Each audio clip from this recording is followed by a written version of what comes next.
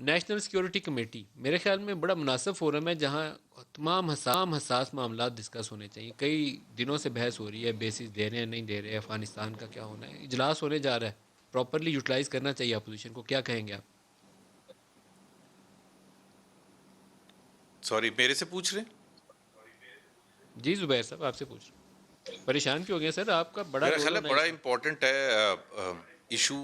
ظاہر ہے پچھلے 40 سال سے افغانستان کی وجہ سے پاکستان میں انسٹیبلٹی رہی ہے.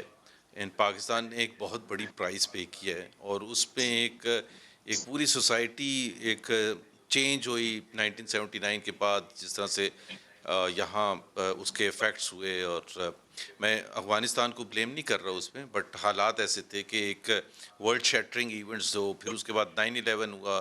دونوں دفعہ Pakistan played a role of the front line state, اور اس کی ایک ظاہر ہے پرائز بھی تھی جو پاکستان نے پے کی. انفارچونیٹلی ان دونوں وقتوں میں ایک ملٹری ڈکٹیٹر ملک میں تھے, اور ظاہر ہے کوئی پروسیس نہیں تھا, کنسلٹیٹیو پروسیس کہ جی فیصلہ کیا کرنا چاہیے, کس حد تک کرنا چاہیے, کس حد تک سپورٹ کرنی چاہیے. اس کے جو فال آؤٹ, اس کا جو امپلیکیشنز, نیگیٹو امپلیکیشنز تھے, میرا نہیں خیال ہے اس کو اس طرح سے اسٹڈی کیا گیا.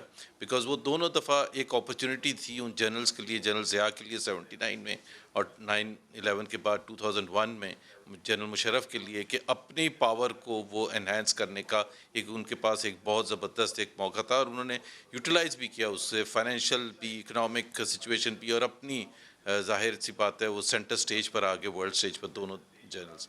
اب ایک مختلف ہے, پارلیمنٹ موجود ہے اور پولیٹیکل پروسیس ہے, اور میرا خیال ہے کہ اس میں جو بھی فیصلہ ہو اس میں تمام سٹیک ہولڈرز کا انپٹ ہونا چاہیے, اور بہت سوچ بچار کے بعد کرنا چاہیے.